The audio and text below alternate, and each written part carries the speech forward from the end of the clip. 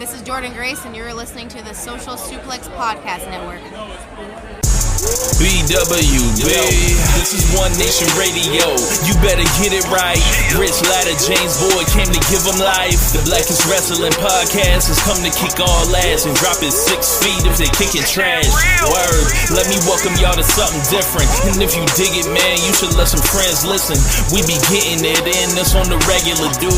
Ravish and flow, but this shit rude. See, James don't rap, so I had to break it down. The whole network, man, we coming for the crown. Raps in the columns, I keep them both covered. Making the beats too, so the listeners can bump it. Hit us with the rating, yeah, I'm saying it's a 5. Before you hit it, talk, bob your head side to side. It's One Nation Radio, and this is the beginning. It's Rich, and I'm here with James. It's time to listen to One Nation. We got to unleash the power of the pyramid. This is Mike Sempervive from WrestlingObserver.com. Check me out on Wrestling Observer Live every day. And also check out your boys, Rich and James, on One Nation Radio. Hi, this is Kenny Omega. We're listening to One Nation Radio. Check it out, guys. These guys know what's up.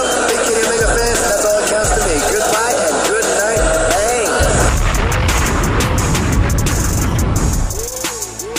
Thanks. Hey, folks. Welcome to this week's edition of One Nation Radio. I'm James Boyd. Here with me via, I guess, Facebook Messenger phone, we have Rich Latta. What's going on, man?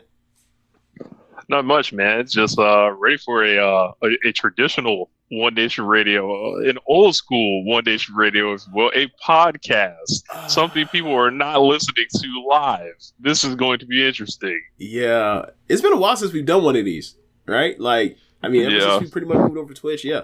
But yeah, and also, like, given how your voice sounds and how it's going to sound this recording, like it's called in through a phone, like it definitely sounds like some 2012 audio. Yeah. Yeah. Or actually more like a 2000, I don't know, what do you say, 2014, 15 audio for One Nation Radio? Yeah. Like this is a vintage filter y'all lit up through the audio medium, but basically why I'm calling in this week with this podcast stuff. Through this, I'm out of town. I'm actually like in Florida this week. Hung out with James last night. I'm out of town, throwing him around. Yeah, out of town, exactly. Yeah. Now, if you finish the rest of that, I don't know what the fuck going on. We completely diverged. Like, absolutely fuck not. Okay, just making sure. Hold on, what the fuck's going on? So I'm going on a cruise this week. From Wednesday to Sunday. So I was actually supposed to drive down here on Saturday. So I would have had like one more day over the weekend and shit. But you gonna tell it. So I'm gonna tell it. I'm gonna tell it. You gonna tell it. All right. This comes to me and my disorganization skills and everything else. So I know about this cruise. I'm preparing. I'm going with my wife's job and we're going to Mexico and all that. So it's gonna be fun. So here I am, like, I know what we got. I'm like, I don't have a passport, whatever, but you can do a birth certificate. You can do driver's license. So here I am thinking everything's all good or whatever, because I know I scanned myself a digital copy last summer. And I'm like, oh, yeah, I got it in the house somewhere. I don't bother looking for this shit until I'm about to leave for a 6.5-hour drive from essentially Atlanta to Tampa. And on Saturday, I do not find such document. I essentially tear apart all my, the stuff with papers and everything like that. My wife is not very happy with me, to say the least. Understatement. And, this whole thing was like, here I'm bugging out, freaking out. So I'm like, all right, man, I gotta find a way to, I guess I get the idea. I'm like, well, obviously we're supposed to leave today. They can't send it to me. I'm like, all right, I know what I'll do. I'm going to send the shit to my mom's house or whatever, Clearwater, Florida. So I can, get UPS to do it. And I'm like, it's the weekend. So they've got a 2-day option and a 1-day option. So I'm like, all right, I got to pay for the 1-day option, whatever. Like, and they tell you over and over to check the addresses, but they're like, they split it for some reason. It's like you have to put in where you actually live in one column, and then in the other column you can put where the shipping address is. I'm like, all right, do that. And bro, and what gets me fucked up is the thing that has got me fucked up ever since I moved to Georgia. It's like these autofills, like them autofills, like they're always like transpose the like the zip code and shit, right? So what I do, like a dumbass, apparently, is I do my address or my mom's address, but with McDonough, Georgia on it, and then the zip code. And I didn't notice this for a few hours. Here I am, like, all right, whatever, boom. And then I, check it back, and I was just in disbelief. I was like, no. And then they, working with those government, things, it's not easy to just go in and make a change, especially as a weekend. You can't call anybody. And it's like, well, fuck, I have no other choice. I have to do it again. Like Jay-Z, we gonna do it again. Yeah, spend more money twice, $82 twice. So here I am. Then I do the order for the correct one, right? And I'm like, all right, I guess, it is what it is. Let's see what it looks like. I drive down yesterday, Sunday. And then this morning, I call the state of Massachusetts, essentially, and then I get a really nice lady on the phone. She's able to like wipe that duplicate order out for me. So I got my $80 back. Okay. Right.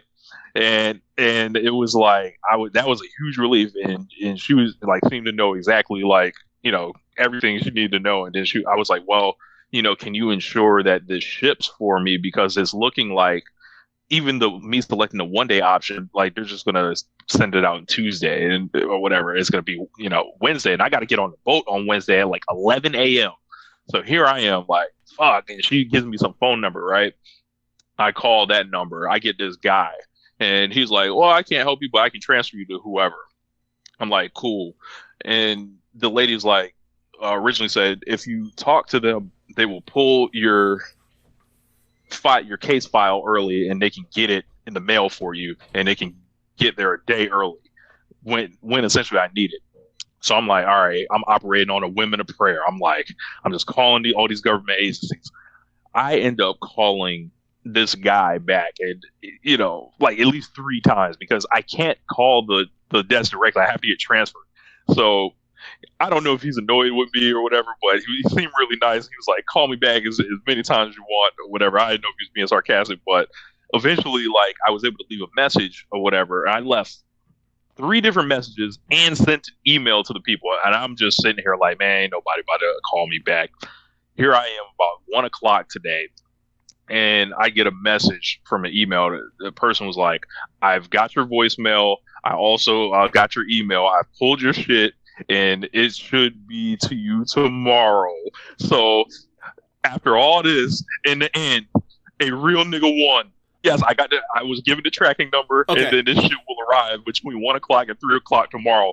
And the reason why I had to have this birth certificate wasn't because I didn't have a copy. I had a copy, but Royal Caribbean would not accept a copy of your birth certificate. So also on Saturday, I went and did some shit. I was gonna try to pull some fast shit, bro.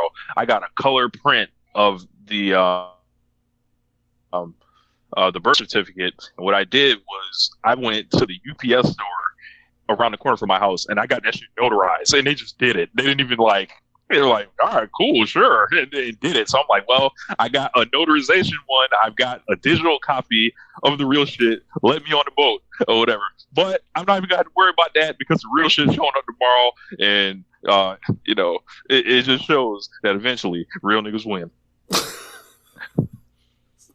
Boy, look, man, I was hoping, I was rooting for you, man, because like you had told me last night, I was like, oh man, it like like look. Or else I was gonna be stuck here. I was gonna be stuck in Clearwater for a week. I was gonna be at my mom's for a week. And that's the thing, right? Because like we don't really talk about your wife on here often, but like Catherine's lovely. I consider Catherine a friend, like even outside of like y'all relationship, right? And one thing I know about Catherine is Catherine don't play. She would have got on that goddamn boat without you. All that money we spent, I'm not staying behind. No. Yep. I will get on this boat, and then I will be mad at you the whole time I'm on this boat and on this trip. And when I come back, I will still be mad at you. So I was rooting for you, man. I'm glad he's gonna come through. Yeah, so shout out the state of Massachusetts. People was on their fucking jab out there. Yeah. All was able to help me out, and I've never been more proud to be born a Massachusetts native. Essentially, see what an efficient government can do for you. Yes. Shit. What if I was born somewhere else? Oh Jesus. boy. Yeah, man. I think it might have been easier in Florida because then, like, I could just walk in an office. But right, if I was out of state, but what if you were born in, like, I don't know? Let's just throw one out. Let's throw out Mississippi. What if you were born in Jackson, Mississippi? Right. Oh, been a mess. It been a mess. Yeah. They were like, well, we don't know if we can help you. I'm like, uh-oh. Right. But yeah. So I'm gonna enjoy the cruise. Hopefully, I got some nice stories and all that. So I'm looking for the karaoke. They apparently have jujitsu on the boat, James. They got jujitsu on the boat. Wait, like you gonna take like yes. what? Like you can enroll? Yeah, I think I saw it on the joint. It was like every day is like, it was like basics 1, basics 2, basics 3, and then like the last day is like sparring or some shit. And I'm like, man, do I want to go out there and get my John Moxley on and start rolling around and all that? But I'm like, man, I'm already doing some other shit. I don't know if I'm gonna, do all that. But I thought it was pretty cool. They got that as an option. They got like basketball on the ship. I'm proud. See what's going on. You said they got basketball on the ship? They do. Okay. Yeah, man. I just I'm trying to remember. Is it like just like go out there just to exercise, have a little bit of fun? Like I'm trying to figure out like how serious this course is for the jiu-jitsu, right? Because it's like you mentioned boxing. It's like, hey, is BCC gonna roll up on you boys out there on the boat? Do you want the Dynamite to show up? Like you like what you dealing with? You don't know. You on vacation on some Marina Shafir pull up out there, and it shows you the live show charisma up close and in person. Please no, Marina. I did your theme. Please no. That ain't my theme no more. I'll make you another one, please. You gotta remember the old MC Hammer song, Hammer don't hurt him. Like Marina, don't hurt me, please. Yes. I heard what she called her submission. She calls her submission move the mother's milk. I am not thirsty, ma'am. No, thank you. But yeah, man, we had a lot of. Wow. Yeah. Look at it on IG. Yeah. But you what? Like she be talking about it on IG. Okay.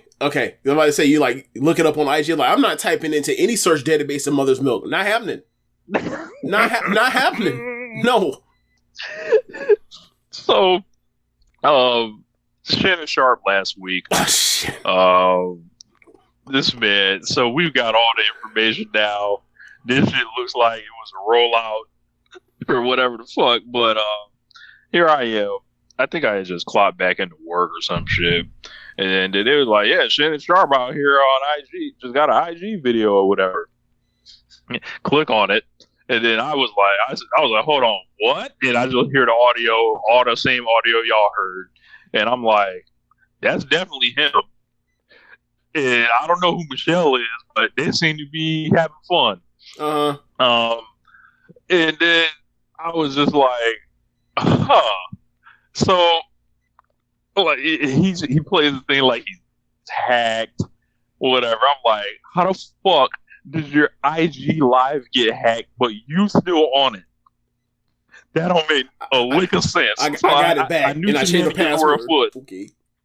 Yeah, I knew shenanigans were afoot off the rip, and then I think he immediately went into spin mode. Like, well, I gotta turn this into something. So, they did the podcast at night, then they did a roast, and everybody joked on him and everything like that, and then all of a sudden he's slinging products and shit. And I'm like, what was this, James? What products? I wasn't aware. I think it was some kind of pill or whatever. Oh man, he didn't, bro. The whole thing feel like some kind of rollout, bro. That's what I'm saying. some socially engineered rollout. Be like, all right, you're not gonna. ESPN obviously didn't discipline him or anything like that. Right. Which I saw Paul Pierce was upset about. I was like, okay, so you think that a button getting pressed and some sounds being made is the same thing as you literally, like, were on IG Live with women's asses shaking in the background? You think that's the same thing? and by background, I don't mean like he's somewhere that he's recording himself and then in the backdrop his ass. Like, no, he's up on the women while they shaking. He's throwing money on them while smoking too. Like, no, these aren't the same things. These are not the same things. Intent matters. Right. And also, he came out here. And also, you're Paul Pierce and he's Shannon Sharpe. Happening. Right. We don't see nothing happening. It's just the audio. Right. So it's like, it's almost as low stakes as you can get while still getting that viral moment, if you will. Yeah. Like, it's like nobody saw anything. So, and then, obviously there are people who have said he was trying to use this to fight gay rumors and stuff like that. I mean, whatever the man do is his business, whatever. But I clearly heard what he was doing. But, look, that shit ain't got nothing to do with me. But I think this shit ended up being a rollout, a quite funny way to laugh at a funny guy. Yeah. Be like, it's Shannon Sharpe. We don't take him, like, seriously anyway. I mean, you shouldn't.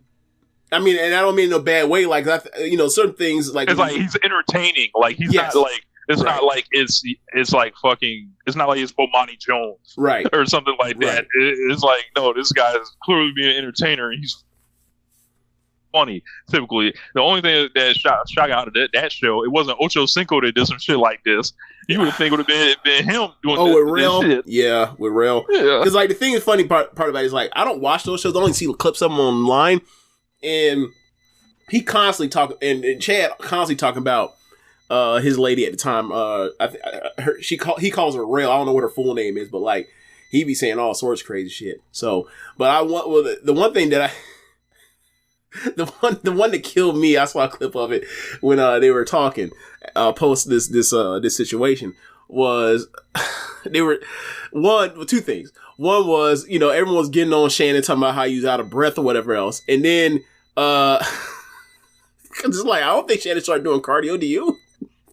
So that's one. And two, Shannon was explaining this at some point, and he said to Ocho Cinco, he said to Chad, if you put a hot dog in the microwave too long, what happens?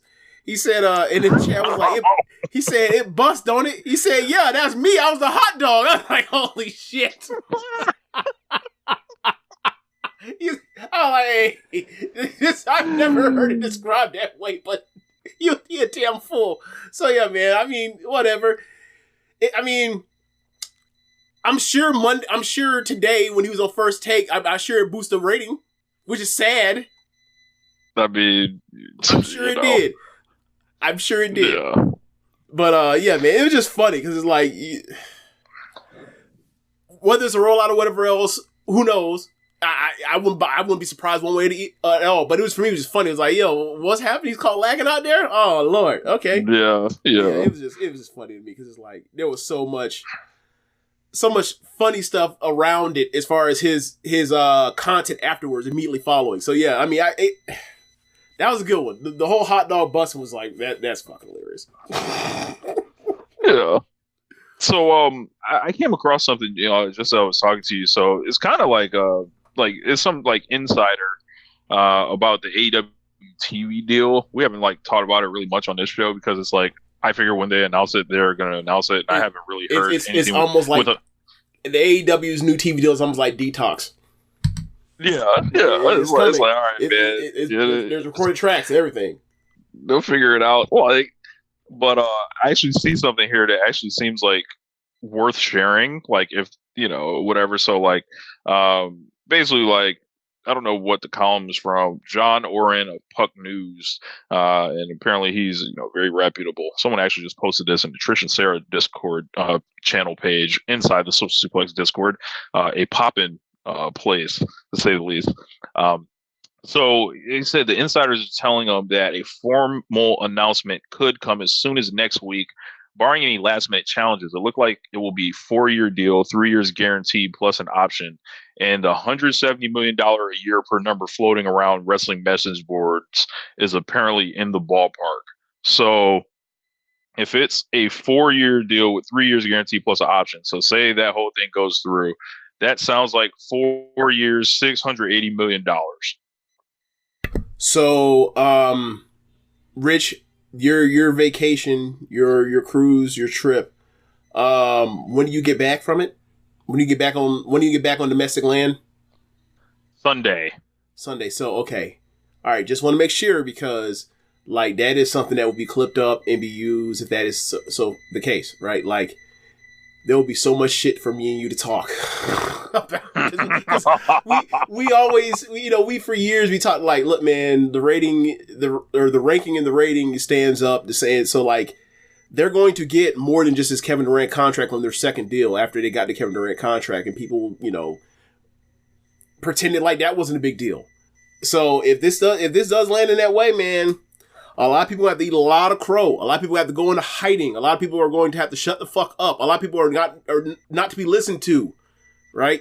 And from that point forward, like that pretty much sets up Tony Khan as like the second most successful booker, maybe ever, promoter booker ever, possibly. Yeah, it's like, which is crazy. WCW is getting packed up, like, yeah. At this rate, like, I mean, we're only when they were doing all those Tokyo domes and stuff, but Rich, it's a different business. Yeah, Rich, we're only but so many years away from, or only so many like months away from like Dynamite outlasting Nitro. So like, that's already that's crazy to think about. Yeah, like if you're like, what does Tony Khan do that day? Like where it's like we've officially passed Monday Nitro. Like, do you think like I'd add Bischoff.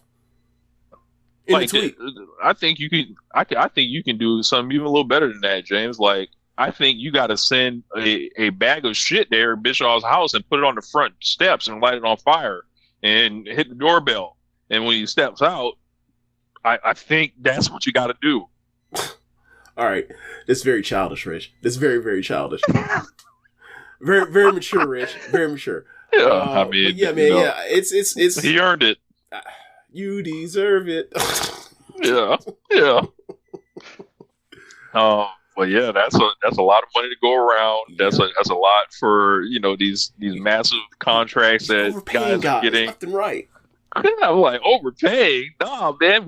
They spend the money on the talent. Now my favorite part is like when that gets announced and then like the people so people saying like, yeah, he is still.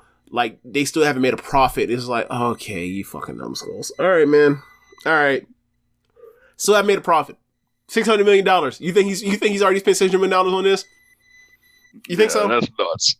You think so? Really? Okay. All right, sure.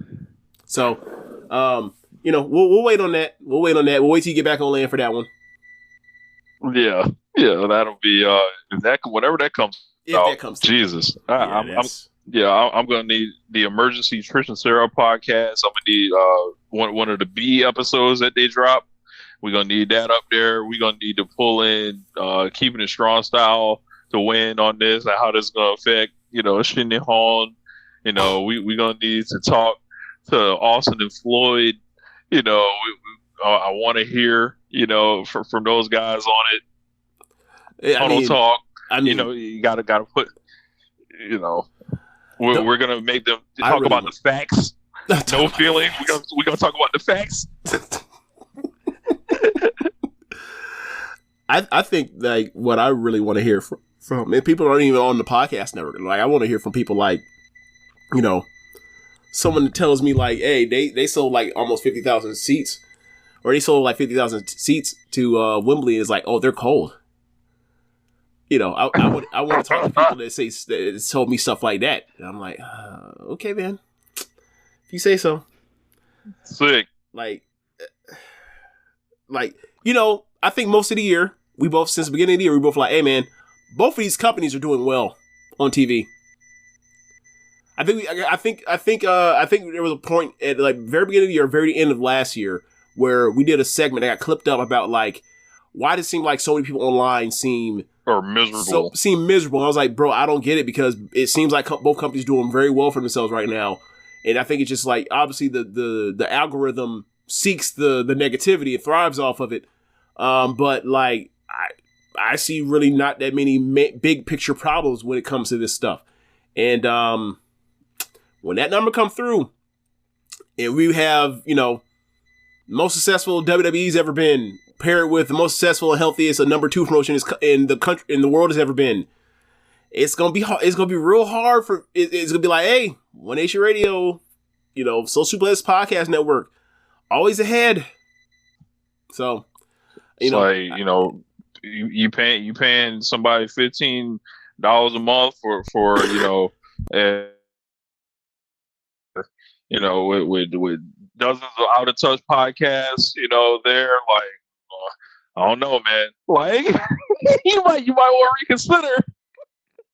Because Dave has been acting a fool. So, like, I'm just saying, Dave's been acting a fool. A lot of people are letting their subscriptions lapse. It's just like, I don't think he's understanding what's happening. Like, I think he is so like, he has like this PTSD from WCW failing, and it never should have failed. We always talk about that. Mm-hmm. WCW should have lasted forever. It should have been, everything. Essentially, WCW should still exist. Let's just say that. But I say, so like when the moves, like, when things that have happened in AEW, and like, how he looks at like buildings and stuff like that, it's like, bro, you gotta update the software for 2024 to like think about, all right, what it's like, you got, that is true, won't cap, but the money is going to come from the television. And if you can be a strong television promotion, you almost have no worries. Yeah, I mean that's and on top of a thriving pay-per-view business that has been steadily increased in like quality wise there, as well as like with the money they've made. Like, this is not some company crying poor or anything like that. Like, this is like number 2 sustainable in a way that the word sustainable almost sounds like an insult. This is not some fragile thing that's gonna, like, it's a candle that's gonna get blown out at any second. It's like, no, right. The roots are here. Right. It is a new day. Like, no pun intended. But yeah, man. So we'll look out for that whole thing. There's something else you want to talk about as far as the TV deal too, right? Yeah, they with this whole thing, that's like a TBS, TNT, True TV package. They mentioned that they're also hoping to pitch to other networks. And something else we heard last week was Fox potentially being a part of this for AEW, whether it's either Big Fox or even FS1. So it's like they're splitting off the package, essentially, like it's the NBA or something, which is, I think, pretty smart. And they got the AEW Shockwave stuff. Like, what would you like? Like, if you tune in to Fox and you see AEW, like, you have to like think this is hilarious on like several levels. As SmackDown comes like crawling back to the USA Network with 1.7 and 0.55 in the demo this week, which tied their lowest on Fox, and we know that number has nowhere to go but down on SmackDown. If you look up and you see AEW with real estate on Fox, I think that's ironic. Yeah, I'm obviously the irony, or not irony, that's not the right term for it. It's like, the Alanis Morissette version of irony, but like the how funny it would be, the hilarity, the day, the kind of discourse that would cause that to happen, like what, like they'll unfold from that happening, would be hilarious. But I just don't see them being able to get a third show, like their C show, I guess, in theory, on to Fox. Like, so I'm not really concerned about it. Also, it's like another show that shouldn't fucking exist for AEW, Jesus. But, they have a roster that's big enough to do it, but it's like, I don't want to watch 6 fucking hours of I'm sorry, you already got 5 hours of television. I don't want to watch 7 hours of television. Like, can they, I don't know. We'll see. We'll worry about that stuff when it gets here, if it gets here. But like, it would be funny. And then after the part where like that day happens, it's like, oh my god, now do they have now like 7 hours of weekly television like WWE does? That's not something I want. So like, I think the question I would have about it is like, with these contracts that guys are signed to, you know, the big promise of it was like, you know, lighter schedule, blah, blah, blah. Mm-hmm. And it's already tough enough to get guys to show up to Collision. So, like, are these deals going to be starting to be written in a way where it's like, nah, man, we actually need to, like, actually book these shows out and have more people show up. So, like, are they going to do that? Like, and, you know, I don't know what Shockwave is. It could be like fucking WWF Livewire or something. Or could you imagine? You know, and, you know, they potentially have, you know, like with Max and the streaming element, maybe they bring Dark back and, you know, different stuff like that. So, like, it's going to be interesting to see where this all goes. You know, will I watch like 7 first run shows? Probably not, but I imagine they'll like, this is the way it ends up. This is the end game. Like, if you're going to accept the monster TV deals and stuff like that, you're going to have to turn around the product. Like, and it's almost like, yeah, man, like, if you got this many good 3-point shooters, somebody got to, like, we cannot post up anymore. Like we all have to shoot threes, essentially. That's what this shit is. But, yeah. So, PWI 500 this week, you know, just drops out of nowhere. I'm thinking about things we can talk about, and here's the PWI 500 to save the day, James. So I saw it and I was looking at it and I was like, huh, all right, you know, there's a couple, you know, it's PWI, so we all know how this thing, you know, kind of works, but, you know, I was kind of, you know, tipped off the top 3 a little while ago, and, you know what PWI does. I think they did it. You know, this is what we were going to get. Let's just say that. So, I guess I've got the top 48 right here because I don't think anybody cares about anything lower than that. Even though there are like great names lower than that, so I was just going reverse order. 48, Carmelo Hayes. 47, Kaito Kiyomiya. 46, Hiromu Takahashi. 45, Rey Mysterio. 44, Satoshi Kojima. 43, Josh Alexander. 42, Hangman Adam Page. 41, Yuman Zai. 40, EC3. So Hangman behind EC3 is funny. 39, excuse me. K. Rule or Cruel. 38, Michael Oku. 37, Logan Paul. 37, Mascara Dorada. 35, Kano. 34, Speedball Mike Bailey. 33, Zack Sabre Jr. That's way too 32, Katsuhiko Nakajima. 31, Mark Briscoe. He's had a great year. 30, Ilya Dragunov. 29, Christian Cage. 28, Trick Williams. 27, LA Knight. 26, Adam Copeland. 25, Alex Kane. I'm sorry, he's not like better than Adam Copeland this year.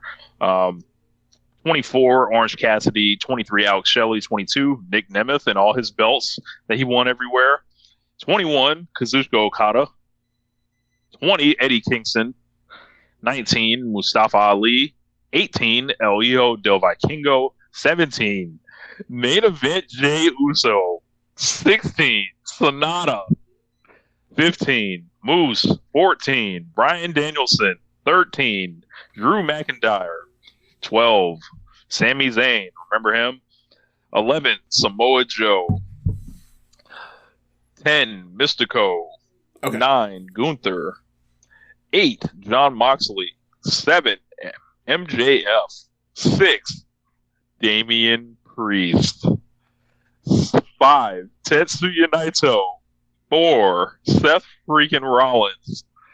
3, Will Ospreay. 2, Swerve Strickland. And number 1, Cody Rhodes. So, you know, number 1, Cody Rhodes. Let's talk about it. Well, hold on. Do you want to go there, or do you want to say like initial thoughts? So your initial thought is Cody. I guess, you know, initial thoughts. It's, you it's a list. Like, some of this stuff is goofy, but it's based heavily on kayfabe.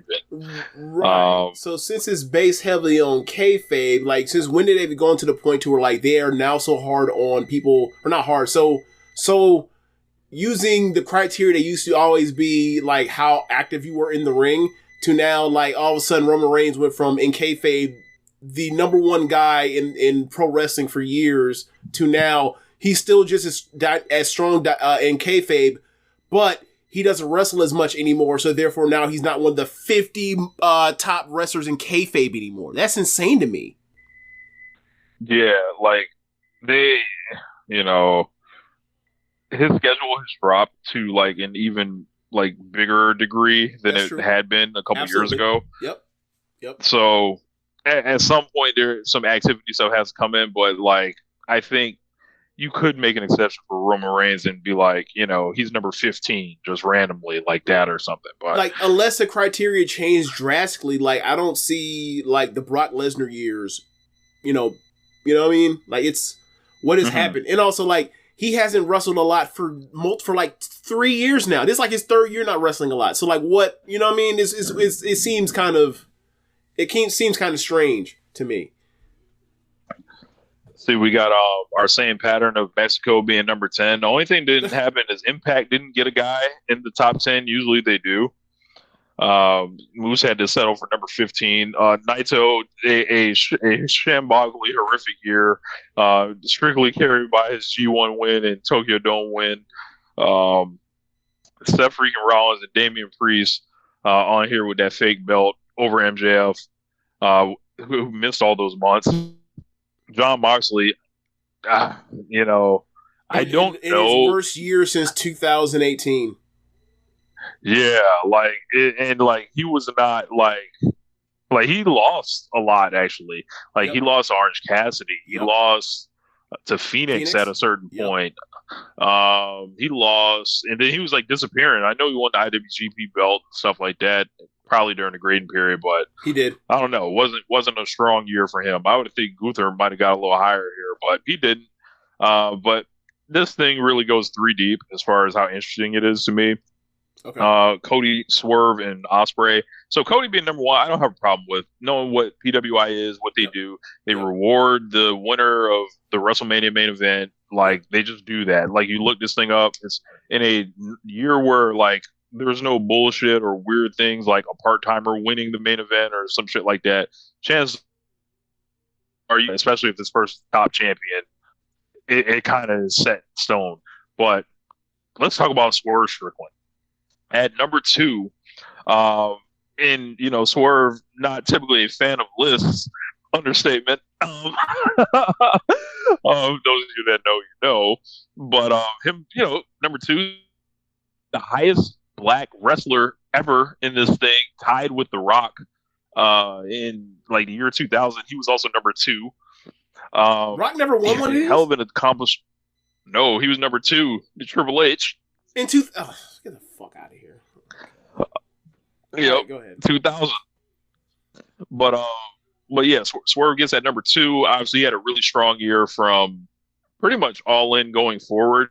Is kind of like their grading period. So it takes you, through the beginning of the Hangman Page feud, the C2, beating everybody's ass, like pretty much through the whole summer. Lots of great performances too. So, if you want to, you could make an argument for number 1, but I think number 2 is like, I think you can still be happy about number 2 here, knowing what PWI is essentially. Yeah. And then Ospreay is just like, he's having such like insane match quality. He's like wrestling himself above like the fake world titles and the IWGP belt that he should have had, but he didn't. Yeah, man. So like, I don't know. It's PWI 500. I can't really be too upset at this list. Like, there's nothing to like draw my ire.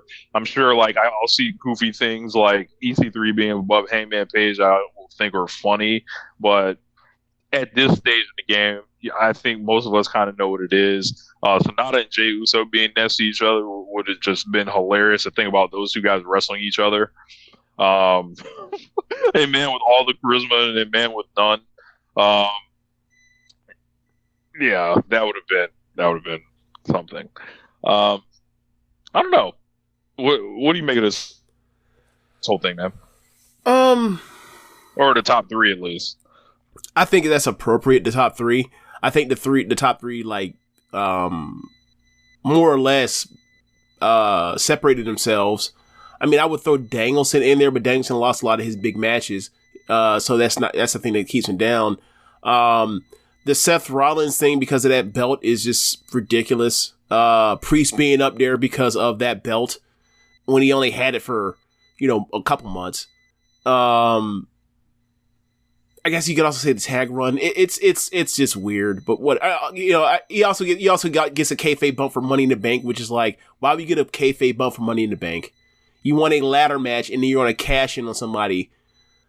That doesn't level you up. You didn't put someone away. You whatever. Whatever. But I wouldn't put him over Gunther, either one of them. But belts have hierarchies. That's how that goes. Yeah.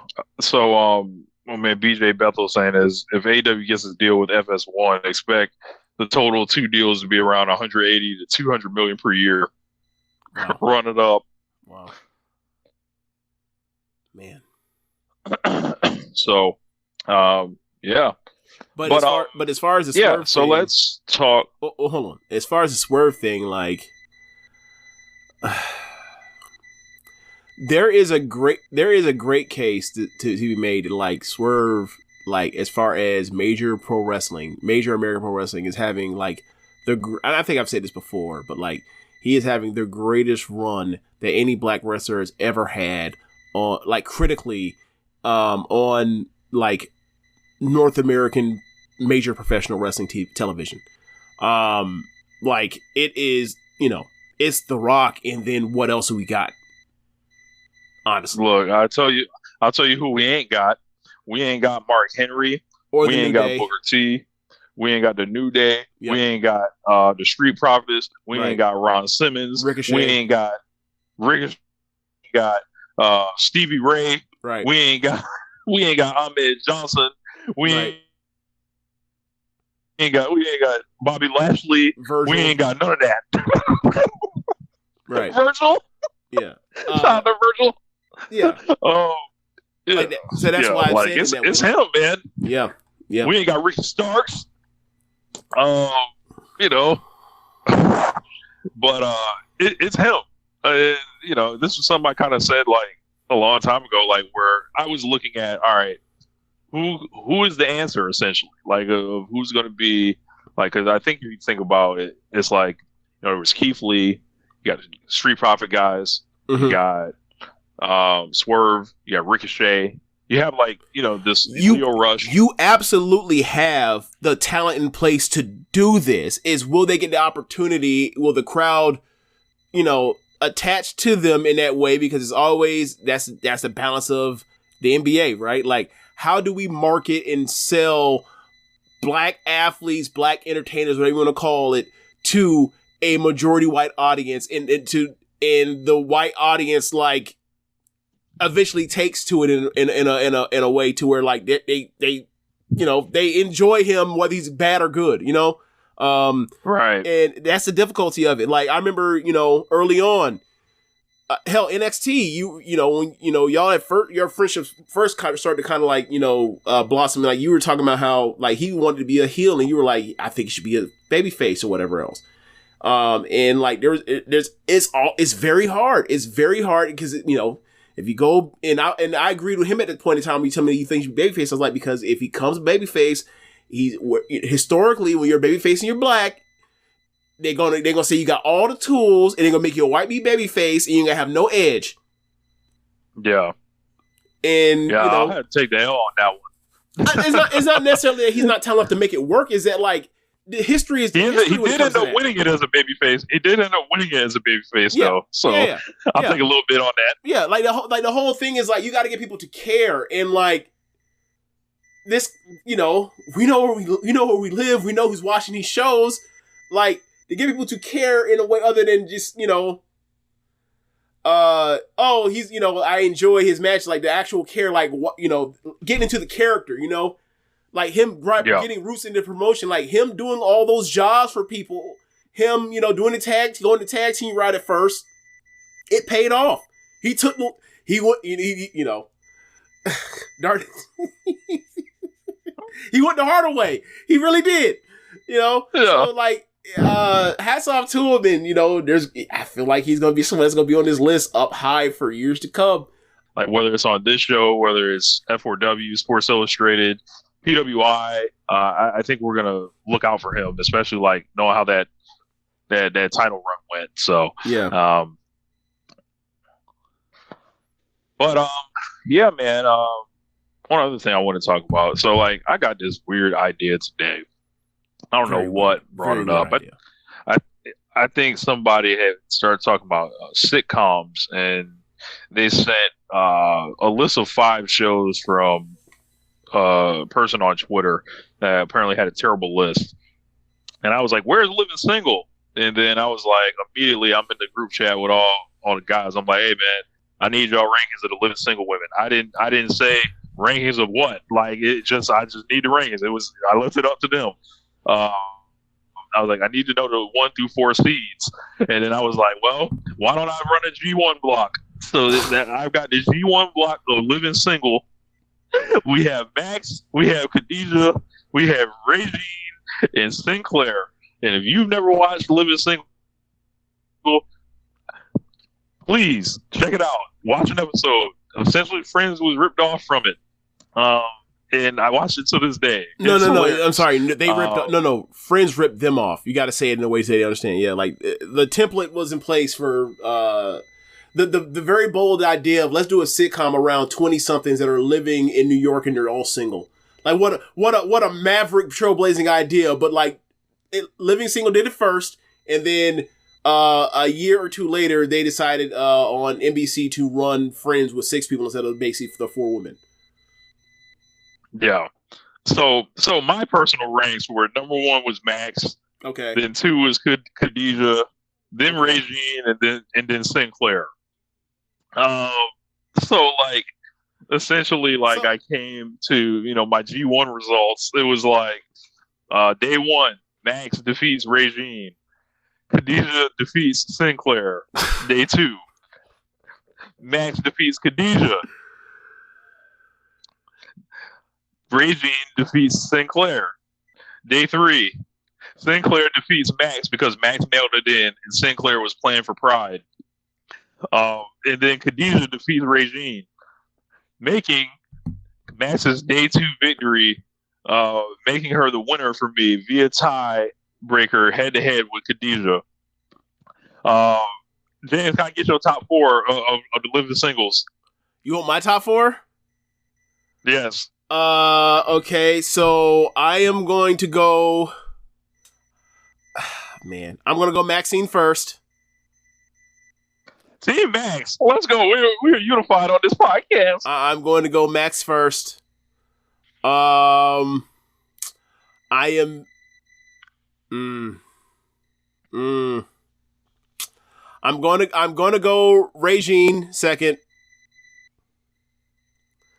I'm going to go Sinclair third. I'm going to go Khadijah fourth. Now, I'm sure Rich is going to start saying something real slick about assuming that I would have had Khadijah fourth, but first, but I have her fourth. Yeah, I'm kind of shocked to see the number 4 on there. Let's see. Can you share why? She was just too. How do I say this?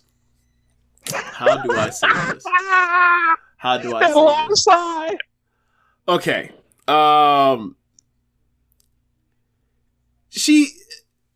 There is a would you agree that there is a Space Cadet factor with Khadijah a little bit? Can you define what that means? How do I say this? Almost like she's almost like what? Like she's unattainable? Not unattainable, because I mean she's definitely unattainable, but but I mean like she seems like the one that's least like, how do I say this? Well, Regine is worse because she can be flaky because she's bougie. She just seems like, okay, if I were to make when people go through the comparisons from Friends and Living Single, for me, it's like the one that's like the closest 1-to-1 is like Khadijah and Phoebe is like kind of free spirity, and I'm like that. I can't. That's too much of a wild card for me. I just can't. It's not reliable. It's too shaky. It is like you are not like I don't want to say emotionally. Like I feel like you just like as far as dependability, like you are the opposite of sturdy. I need something kind of sturdy, right? So I kind of just as far as like the chemistry is part of this whole situation. I think that I would probably be like I can't. There's just something off when it comes to Khadijah for me. Now aesthetically, she probably should be first, but it's more than just that. So yeah, it's like some of the characters to itself. Like if you was the guest, if you was the man for the week that was getting brought in for the show, essentially. Well, I think I should talk about. If it's a guy that's coming in for the show, oh yeah, it's definitely Max. It's definitely Max. It ain't even. Bro, I was gonna say this is a great time to talk. Why we're unified on Max here? All right. One, Max is funny as fuck. Yes. Two, Max seemed like she's a wild card and she's bought that life, bought whatever action you want. Max also, I think, of the four is like the three. Most... Go ahead. She's paid. She's a lawyer. Right. I was going to say, like, as far as of the four, like, she seems like the one that is, like, the most empowered with her own, like, sexual adventures. Right? She's like, she has fun with it. So it's like, yeah. And that's the one. Yeah, and she seems like obviously the lawyer thing or whatever else. It like she's the most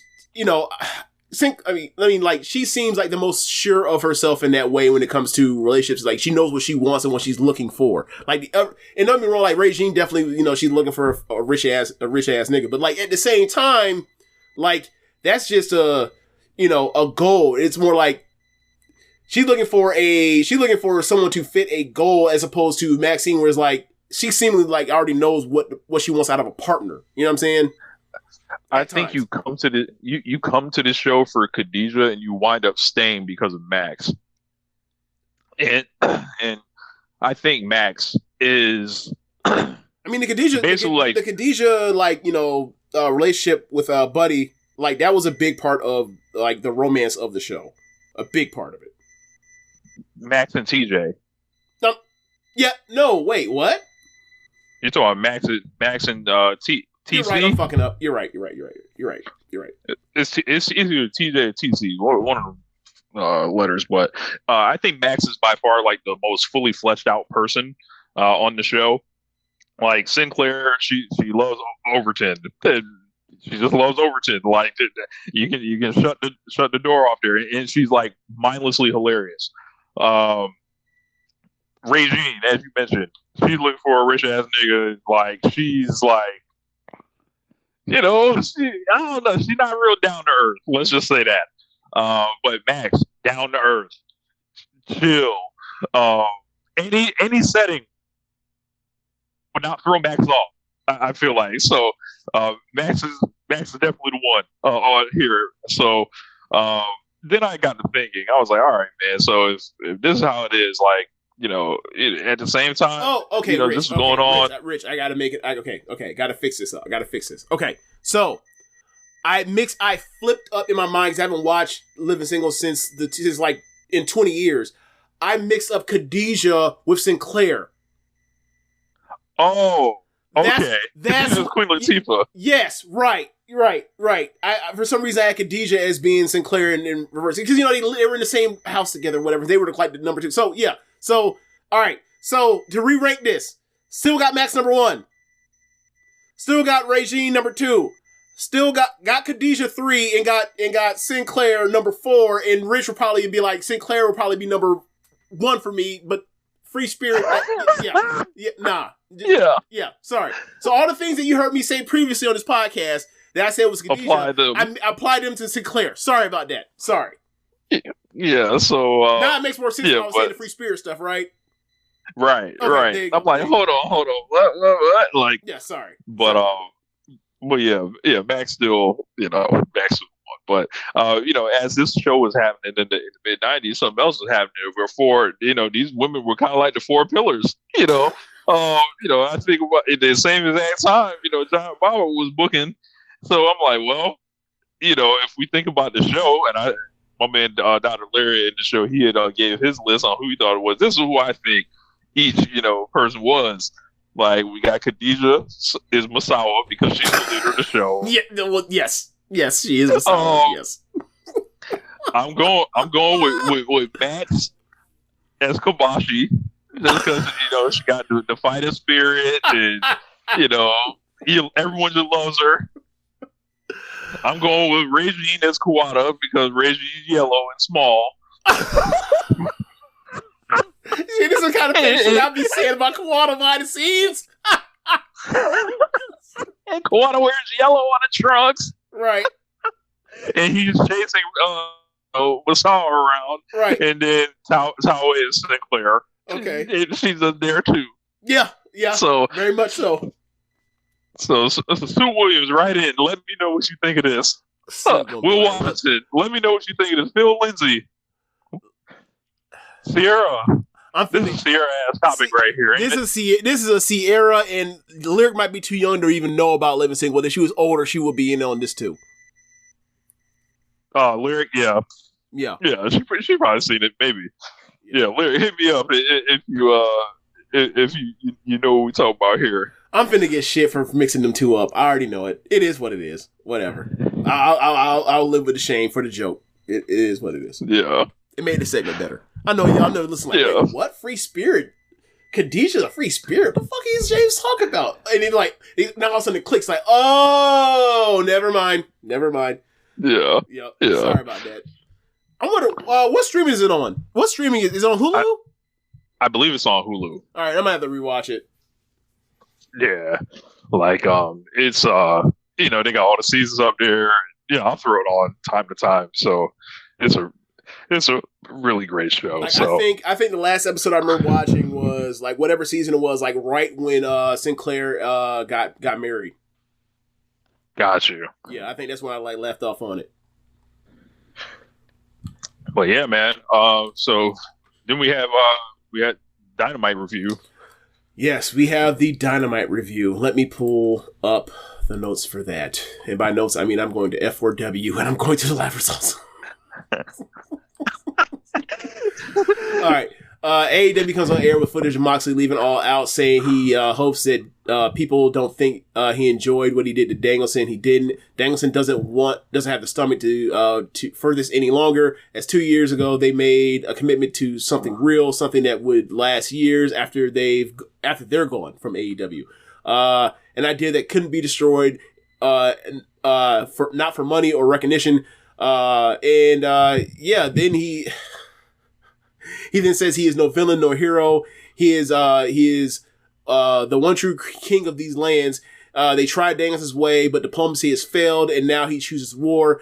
And then from there, like I said, this is to Rich. John Moxley then decides after cutting that cold ass promo, or not cold in a bad way, cold like really good. He then proceeds to get into the vehicle by getting in the back seat, by getting in the car via the trunk or hatch or whatever you want to call it. Like someone else we know from locally in a music video, we laughed at they asked for like 15 years ago when they did that. So not gonna say no names, but this is exactly what it reminds me of. I was like, bro, from what I can tell, it was just Pac probably driving in his ring gear like he normally does. He walks streets in his ring gear. Claudia Ryan shotgun. Marina with the live stage charisma in the back seat, and then that leaves like multiple seats for this vehicle. And Moxley said, I'm not getting in the side or getting in the back seat. I'm going to get in the trunk. There were a few things I enjoyed on this show. Jon Moxley was one of them. Like, I think he's out of this world right now, like with his promos, and he feels so locked in a way where it's like, I knew what I wasn't getting from that guy for a while. I still want to see it in the ring, but we'll get to his other part with Darby. But this opening promo was sensational. Yeah, so I agree. So Christian Cage comes out and he addresses the AEW World Title contract. Shivani introduces him, and also the patriarchy.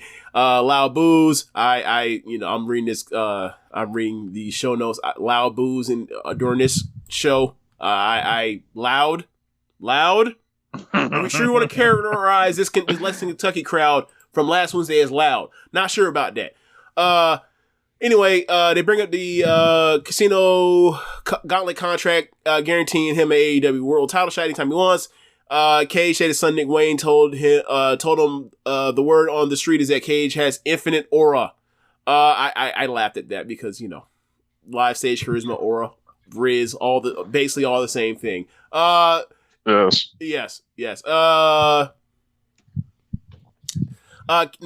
Cage says that now that he has his contract, he is undeniable. All in their trios titles were stolen from him. But then when Killstitch grabbed him by the throat, he saw a look in his eyes and the light bulb went up that he realized that he needed to be a monster, a wrecking machine, a killer who belongs to Cage. Shivani brings up the Cage teasing a cash in it all out. As the chants chanted for Luchasaurus, Cage said he was prepared to sign a contract and make it official, but it wasn't the time or place. Danielson days are numbered, and if he thinks of being suffocated was bad, there's nothing compared to what Cage will do, and he'll make Brie wish he was the one with she was the one with CTE. Not only is Cage facing the face of TBS now and forever, he's the next AEW World Champion. Actually, Cage said he's the next World Heavyweight Champion, which is not a thing in AEW. They do not have heavyweight in that belt, and I've always remembered that they don't have that. I was like, oh, he fed brain. So Cage says he held the contract up in the air, and then we saw Kip Sabian at ringside before he walked away, which is like, why? But yeah, what were your thoughts on the promo from Cage? I think the promo was fine in a vacuum, but I don't know why we opened the show with this. I was like, all right, where the fuck is Hangman Page? Like, I want to know, like, why aren't we starting with him? Like, who won this, damn electric lights out pay-per-view match at the end? I think we should have started there. So I'm scratching my head at that whole thing. And then I fundamentally dislike the contract Money in the Bank style stipulation that they got on it, because like I was advocating for WWE to get rid of the Money in the Bank contract in like 2016, I want to say. So it's 8 years later. I really don't want to see it, and I think it will devalue the belt greatly. Like after, MJF came out here last year, was like throwing it in the mud, and then Samoa Joe did a bunch of work, and then Swerve raised the lid off that motherfucker, and then, Danielson has it. If he like drops it in a situation where it's like, yeah, man, it's just a cash in, it's going to feel very cheap, and it's going to feel like awful. Yeah, I agree. And I also think like, I don't think Christian Cage is going to be the world champion. I think it's a red flag for people to be freaked out that, oh my God, like Danielson, if he ever loses his belt, is going to retire, and he just defends it because somebody in Cage cashes in, and all of a sudden it's like, oh my God, Trish Cage is going to retire Danielson at the end of this pay-per-view. I think that's what they're trying to do with this, and it's like, nah, Danielson going to end up being that man. And because I can't imagine like once, if Moxley or Darby gets it, then like they immediately go back to that. Or they go back to Darby and Christian. They did that last year. Mm-hmm. We brought out Copeland, right? Or maybe the whole situation is Copeland thwarts the cash in. Yeah, that's how he returns and then calls him to lose or some shit. Yeah, maybe. Okay, so we go backstage with Renee, and they interviewing the Callis family, and basically Callis he thanks Ospreay for being there and brings up that he's won every casino gauntlet before, and he asks him to tag with Fletcher. Ospreay's reluctant, but then Ricochet Fletcher convinces him, talking about all the things they've been through, all the wars they've been through around the country, around the world, and the country and the continents, and he's in for it. So they cut to Scapegoat pulling up in his the Scapegoat bus. And then we get Jack Perry versus Lio Rush. What do you think of Jack Perry and Lio Rush, Rich? I want to go back first with the Ospreay thing. Okay. They talk about how this man's won every single Casino Gauntlet match. Like, I need the Will Ospreay tutorial instructional video going out to the rest of the roster, like on how to like win these things, or like not even the rest of the roster, but like to like the women's division. There should be women pulling him aside, like, hey, so like, how do I win one of these whenever they let us do it? And and he's giving out the strategy essentially with them. But they, Jack Perry and Lio Rush, to them, I thought they could have had a better match. Same. But this was still good. And while I was watching Lio Rush, I was like, this guy is so fucking talented. Yeah. Like, if he can just like keep his head on straight for just like, let's try a year at a time. Can you just give us 1 year, Lio Rush, of you just like in one place or a few places, working hard, getting over, having good matches, being spectacular. Let's just try it. We've tried everything else, Lio Rush. We tried to let you do it your way before. What have we ended up with? He's so frustrating. Didn't one time you say he was a Kyrie Irving of wrestling? Yes. He's so frustrating. He's so fucking frustrating. Yes. Like, remember when they did originally the Wednesday Night War shit, and he was doing the cruiserweight stuff with Garza, and it was fucking awesome. Yeah, man. Like, he's so fucking good, and like when he showed up to AEW, they were doing this stuff with Top Flight, and I thought it was gonna go somewhere. It ultimately didn't, but it's like, yeah, man. Same thing is like if he could ever just play ball and stick to something for long term and not have his interests, have like almost like. Just have his interest, like just pull different places all different times for any rhyme or reason. Like if he just stay focused, like I think he could do some real damage and grow some real roots in AEW because he's clearly talented enough to do this. Like he has Ricochet there now. Like he has Swerve there. Like I think he could do some awesome stuff with people. He has Perry there, as you mentioned. They had a really good match. He could have a better match. Darby's there. But I would love to see a fucking Ricochet or Lio Rush in Darby feud. That'd be fucking awesome. Man, like it'd be AEW high speed wrestling. Run it up. Yeah. He just gotta find a place that actually like uses him well aside from New Japan. Like, is it weird to me that New Japan's the only places why are they the Lio Rush Whisperers? That's weird, isn't it? Yeah. Oh no. I don't get it. Yeah, I don't get it either, man. I don't get it either. But it's, like I said, very good match. We get footage of the Lights Out Steel Cage match. Obviously, you see all of the crazy shit. And then we see Paige said if he found 1,000 houses that Strickland called whole, he would have burned them all down to ash just to make him pay for what he did to Paige's family. He meant everything what he did to Strickland. And if you got in his way and tried to protect Strickland from him, he will find you. He will hurt you. So while that's all happening, we see Paige walk by Dark Order. Dark Order was like, I don't even know you, which... yeah, that's telling of what that man did over the past week, how heinous it has been. It's almost as if he's turned heel. Hangman stands online. That still in denial. Anyway, so then he runs into Jeff Jarrett. And you know what that means? When Paige sees Jeff Jarrett, it's on site. He started whooping that man ass. And I started yelling, "Get him, Paige! Whoop his ass! Beat the Memphis off that nigga!" So yeah, man, like look, Adam Page is killing it for me. He has great matches. He burns down. He burns down houses and home invasion fusion angles, and then he beats the shit out of Jeff Jarrett. He might be my favorite character in wrestling right now. He really might. He's doing all the things. Rich, what are your thoughts on this? So I was immediately like, all right, Jarrett again. He's already whooped this nigga time and time again. This is a time-honored tradition at this point, James. Yes. it's never enough. I will never stop going in with Sharpe and Rich Kwan. I was just like, yo, what the fuck? I want to say, obviously, see who's next for Hangman, but like honestly, when you get some type of win like that, you would think he's like taking a step towards, the championship, but no.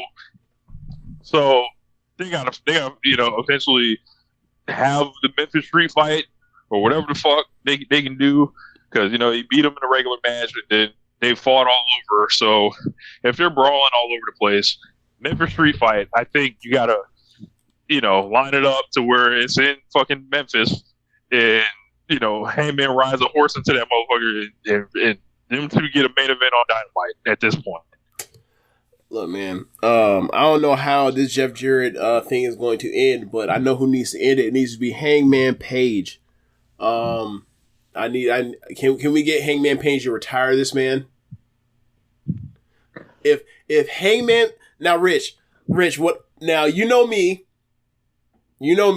What I'm gonna ask you this. I don't know myself, so I'm gonna ask you to answer this for me, right?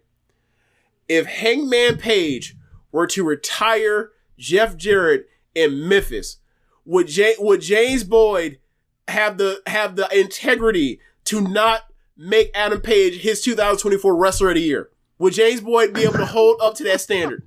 Would he have the integrity to not? I think you would highly consider it.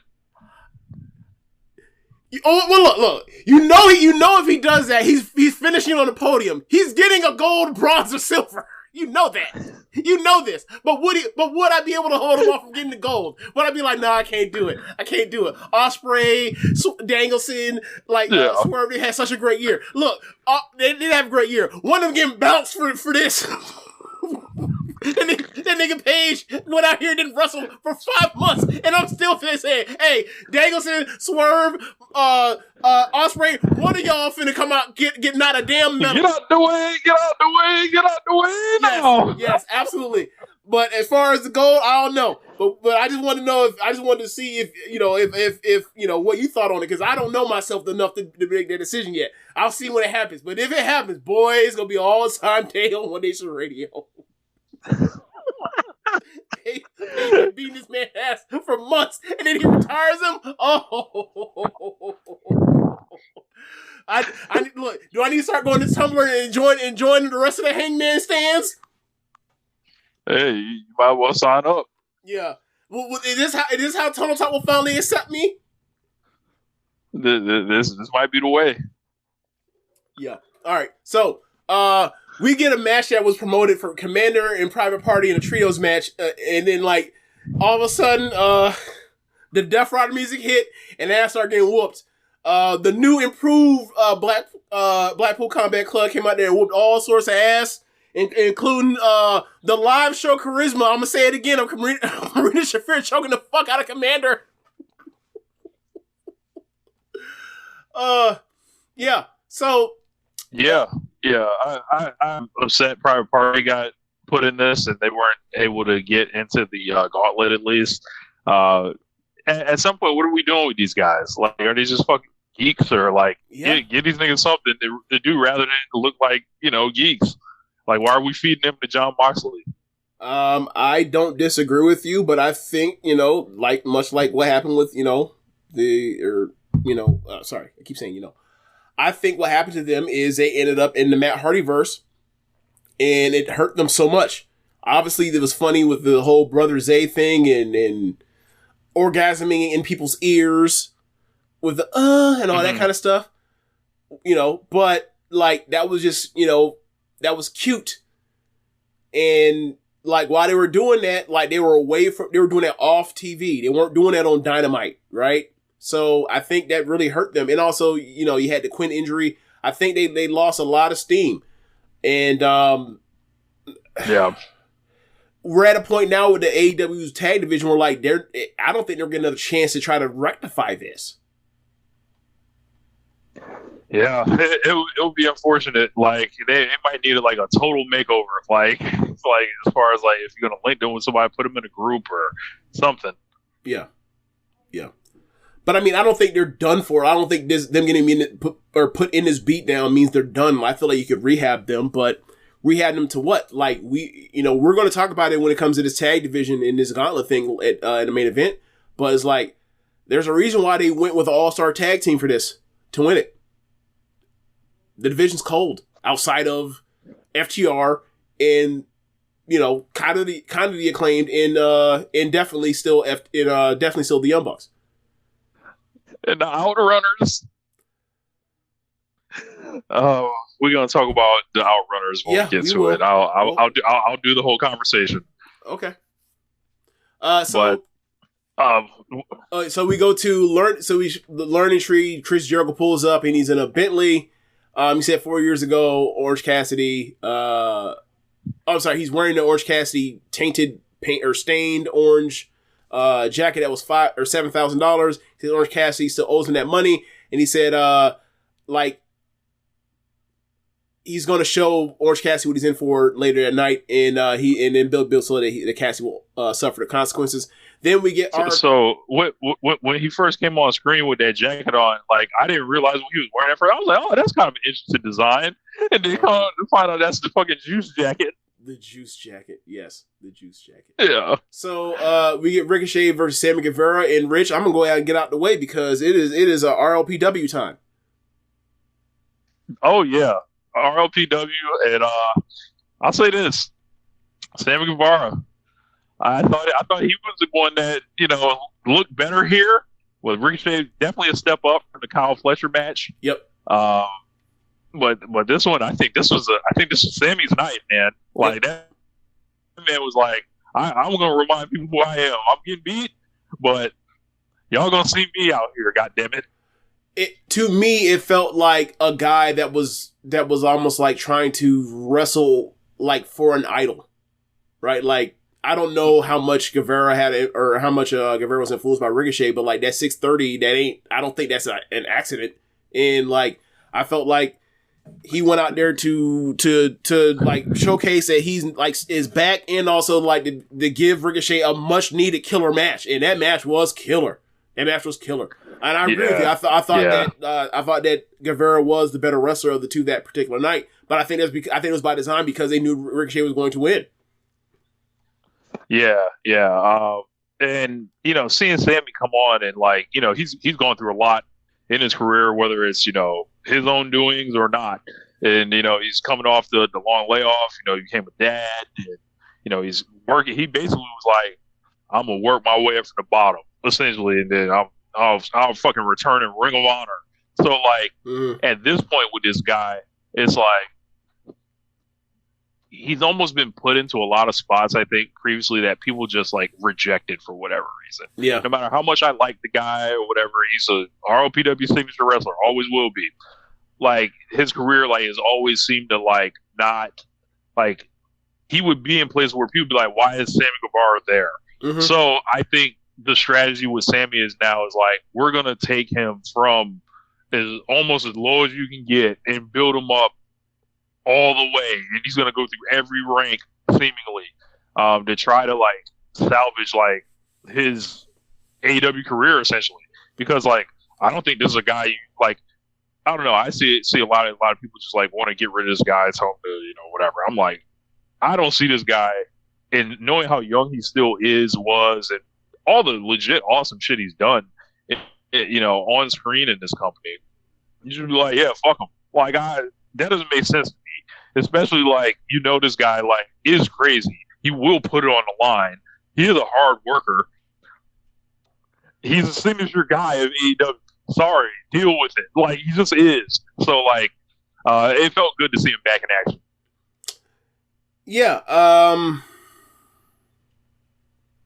I think me and your idea of his ceiling are I've always been different, but like, that dude is a dude that needs to be on the roster forever, and he needs to have a role. And like, he's somebody, he's at all these different times where it's like, look, him, Late Sex Gods, him and Garcia, that's a great tag team, and they just never have pulled the trigger on that, or when they seem like they were headed towards that, is like, he's off TV.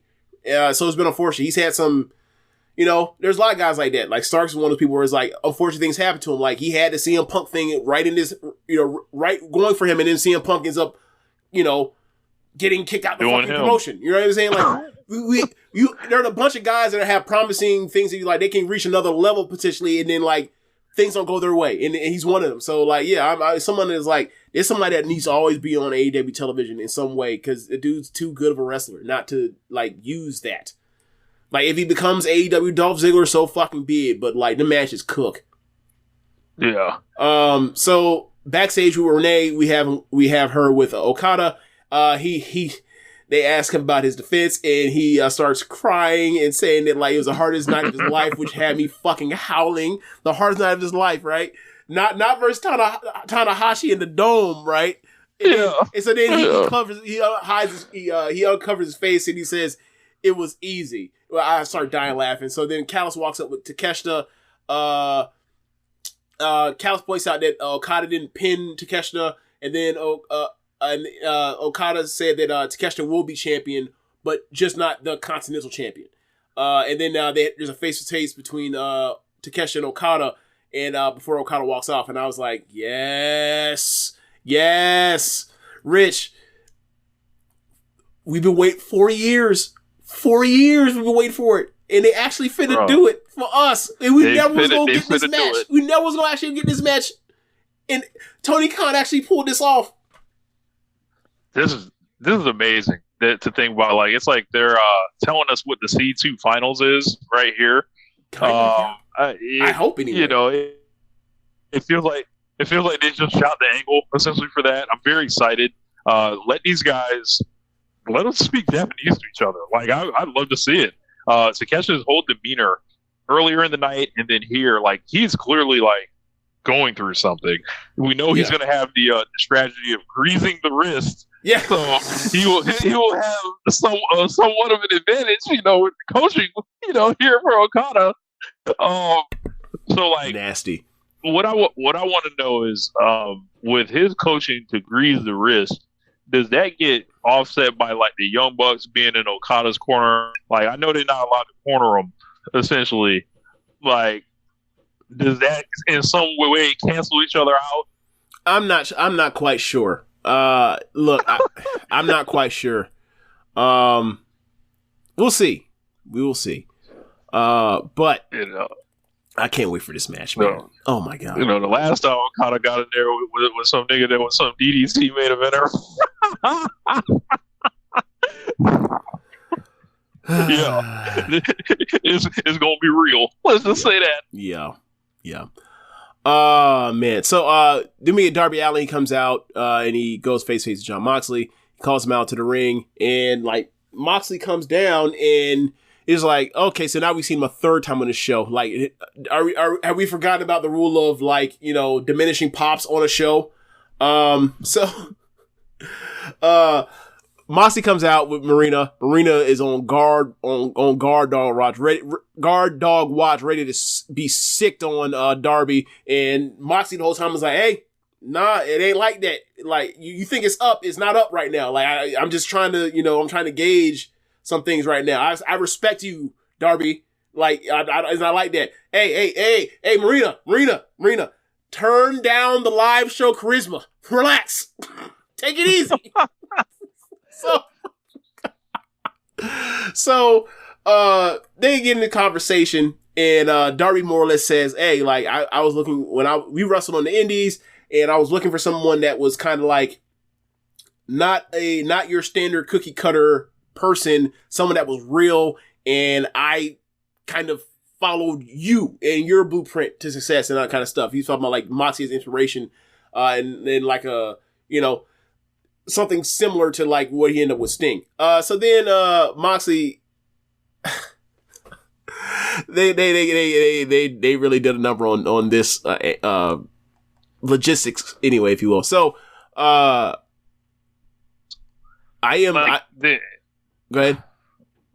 He essentially tells him to put the title shot on the line. Yeah. But basically, he's like, I looked up to you, and then he says,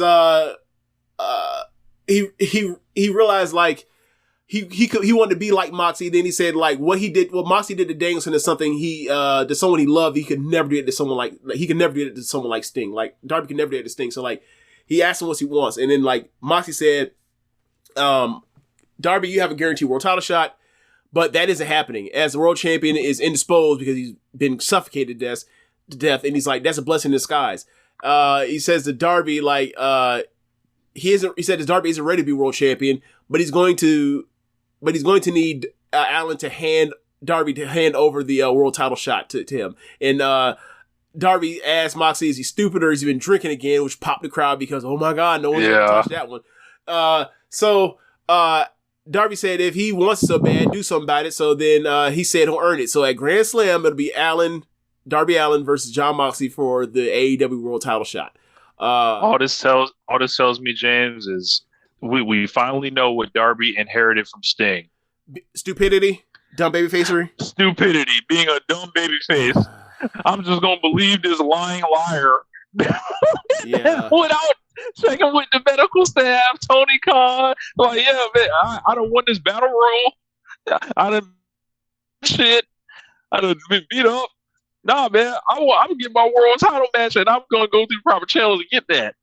But they did some cockamamie shit. It's not good. especially combined with what's happening, what was unveiled minutes later.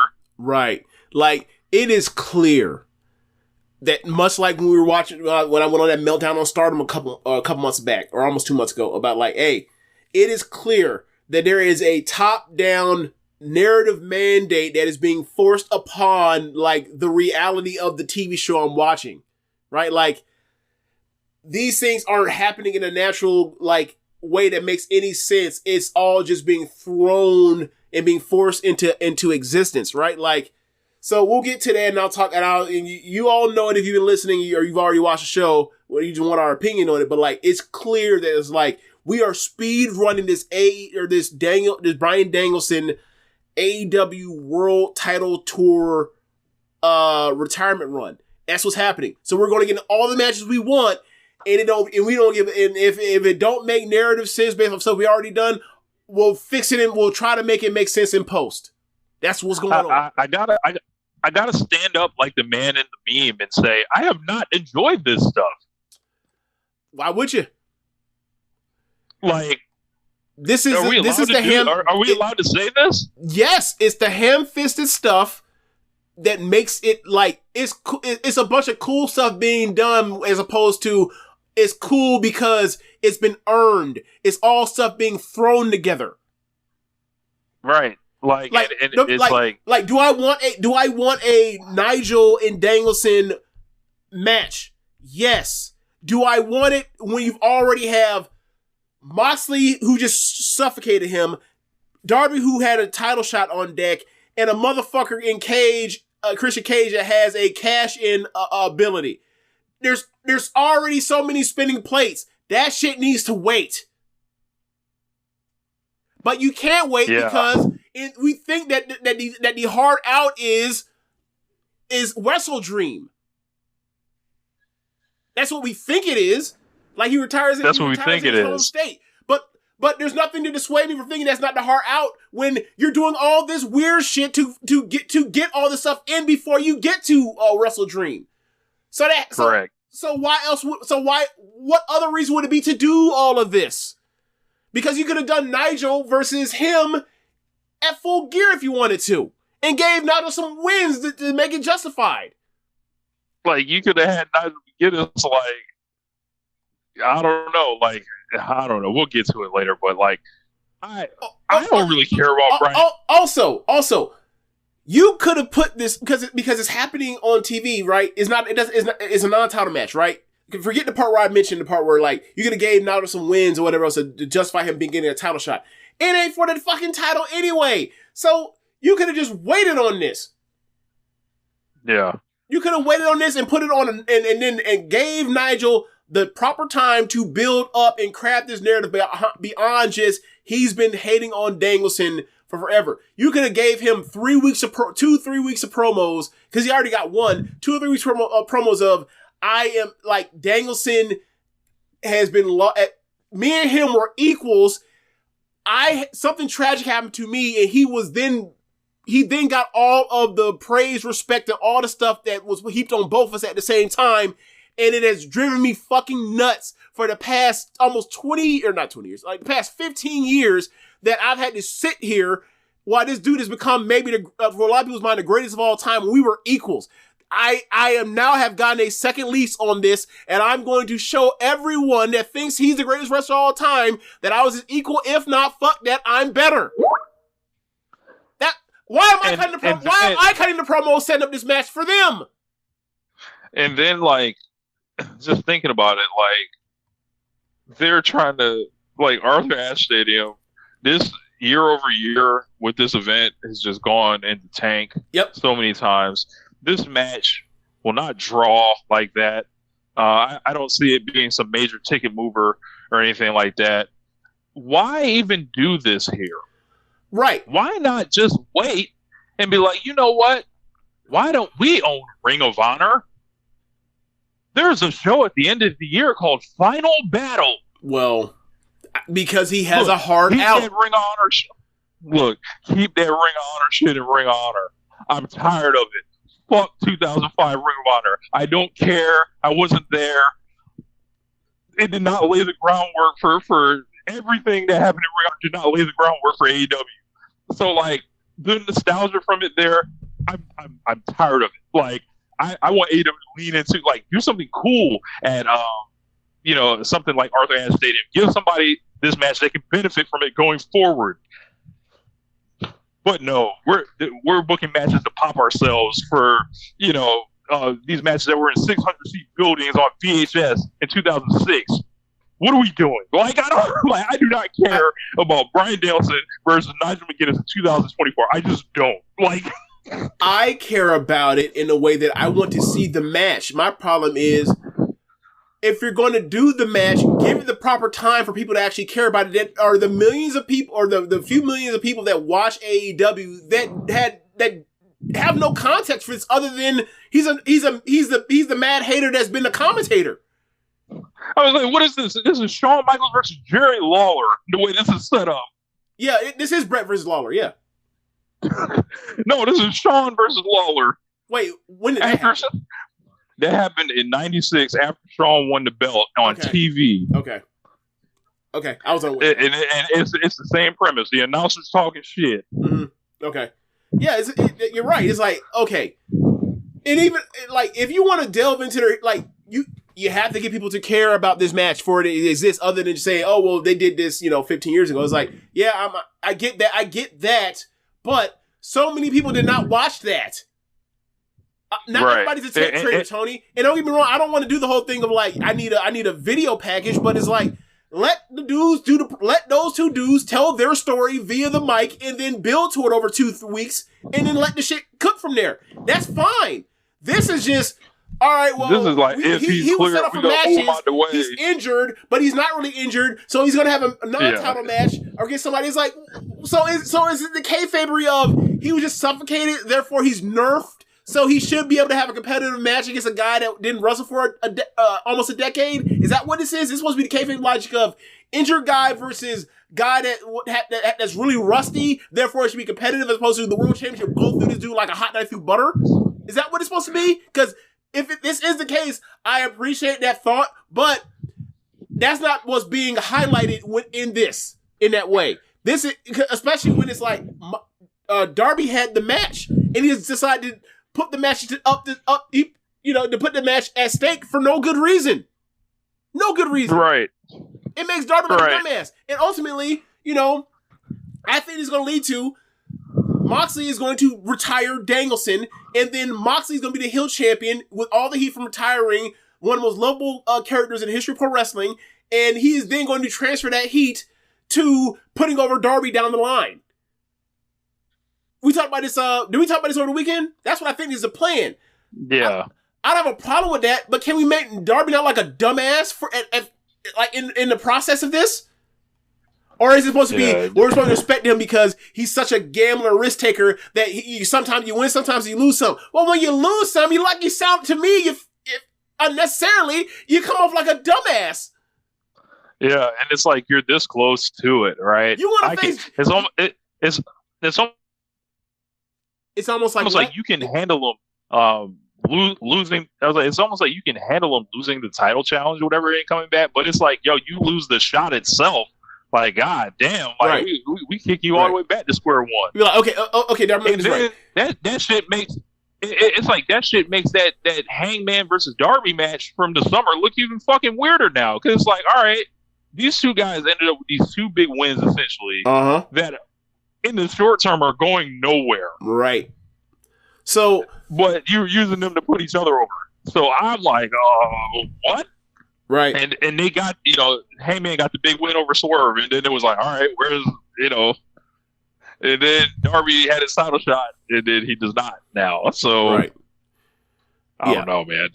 And you fed Hangman to Darby. Well, he didn't get fed to Darby. He beat Darby's ass most part, and he got caught in a roll up. Yeah. But yeah, it's just for me, it's like, okay, Darby, I get it. You almost died 5 times this year, right? I get it. You don't care. You don't care. You really risk it all. I get it. But like, I think you're like 1-1 versus Moxley in AEW. And it's like, okay, so Moxley has not wrestled in who knows in months in AEW. He has nothing to like. This is why the rankings don't exist anymore. Moxley has done nothing to deserve getting a title shot, other than hoping that Danielson will want to fight him after he's tried to fucking suffocate him and snuff him. Right? It's like he can't even get that title shot. So it's like, okay, I tried to kill this dude to get a title shot, didn't get it. So I guess I gotta ask the person is the next number one contender for a match to become number one contender. It's like, okay, all right, like I missed the rankings. We would have to go through all this. Yeah. Like if we had the rankings, none of this shit would be like. It would be off the table because you couldn't do it. Yeah, and that's why they don't want the rankings, because they want the ability to do bullshit like this. Right. Because there's too many people that are involved, and like a lot of this has been narratively unsatisfying. And it's like you have so many great wrestlers, and it's just like. You had an example of people plotting out great stories and, the matches to go with them over the summer. And then, like, just Danielson's been like this other side of that, where everything surrounding him is like either rushed or it's like he's carried or it's like, save it in the ring. Like, and it's like, wrong. He's had all-time matches to save them, but it's like, the TV is what we have to watch from week to week. And while I definitely enjoy aspects of it, is I'm also realizing like, like this doesn't seem like this was planned out in like a while ago. It doesn't seem like that at all. Yeah. So I don't know. Everybody will. I can hear everybody now will be upset with us because we're not that enthused to see this all time rivalries. Like, it's not that I'm not enthused. It's that like. You have done a disservice to other people that don't know about it by doing this and throwing people that they actually know into this weird fray of making them like dumbasses, unreasonably dumb. Like, do we need to make Darby look like a complete dumbass for the sake of having this match? I don't think we did. Right. And it's just like, all right, yeah, go have fun with it, And like we're also going, and people gonna come back and be like, no, you're not. No, we weren't wrong. I think they're gonna have a great match. Would you be shocked if they had a great match? Like Danielson? No, right. That's what you expect. I don't think so. That's what you should expect. But it's like it has to go. It's supposed to go hand in hand. It's supposed to be great matches that are built by characters colliding through the stories, right? Like, I just don't give a fuck, and it's not my nostalgia. So it's like, all right. Right. Yeah. Yep. It's not my special nostalgia. That's true. But it's like, even though it's not mine, it's like, I wish that you could like spruce it up for people that don't have that nostalgia. They could be like, it could go along with it, not so much worry about like what we're talking about or have these concerns. Right. Where it's like, yo, bro, you didn't do this. You didn't do this well. So anyway, Marvez backstage with Christopher Daniels, and he asked him how this affects Grand Slam. Obviously, after they agreed to that fight between Moxley and Danielson, then McGinnis walks up and pulls Tony. He says he wants to talk to Tony Khan and Daniels, which leads to what we were just talking about. So Mariah May is facing Queen Aminata in a women's title eliminator. I thought this match was physical. I thought this match was good, but the crowd did not care. And it hurt the match, but I thought this was a good match nonetheless. And they've had a match before, and I thought this is more or less what they do. These are women that are not afraid to hit each other. They're physical. They threw each other around, and I like their chemistry. I like their chemistry. Ultimately, at the end, Mariah ends up getting the win. Yeah, I like their match from earlier in the year better than this one, but getting Queen Aminata out of ROH mothballs is nice. There's a tag match next week. It's going to be Yuka Sakazaki and Queen Aminata versus Mariah May and Serena Deeb. Kind of Yuka Sakazaki return on Collision and kind of challenge Mariah May. Yep. And from there, they set up, that tag next week. So we'll see how that goes. I don't know who's going to get beat. Probably Serena, but it's a pleasant surprise to see Yuka Sakazaki. Yeah. She graduated from TJP, or seemingly graduated, a while back. And she, her, her and also, Ito and oh my god, and Miyu Yamashita, they've all been in and out, they've been semi-retired from them. Semi-graduated, and they'll come back for a shot here and there, whatever. And it's kind of just what's the hold up? Did they, what did they come? Were there plans for them to come here and then things change? What happened? Or is it, is it a money situation? What the hell? I just want to see, Miyu Yamashita and Yuka Sakazaki wrestle because they're good fucking wrestlers. So, anywhere they pull up, I'm happy to see them. So, we get to see Yuka, and remember, when Ring of Honor first came around, they were selling a Yuka Sakazaki shirt. That was happening. There is one on PWTs right now.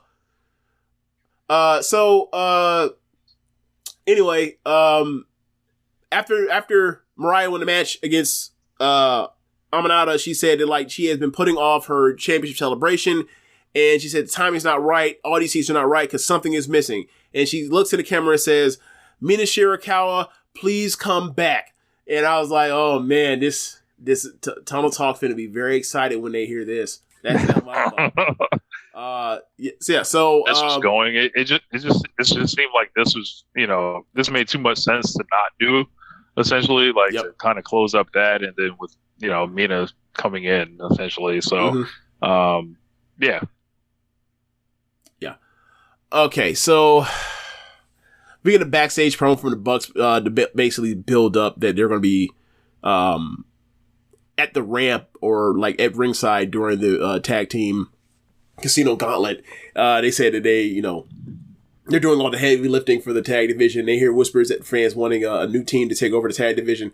But be upset the teams aren't good enough to beat them. And then Nicholas says this is the reason they booked the Casino Gauntlet, because he wishes good luck to the challengers. They'll need it, but they'll be out there watching. So, oh man. All right. So we get a video package of Saraya and her family taking over 0 Hour at All In, and then it showed the Jamie Hader's return.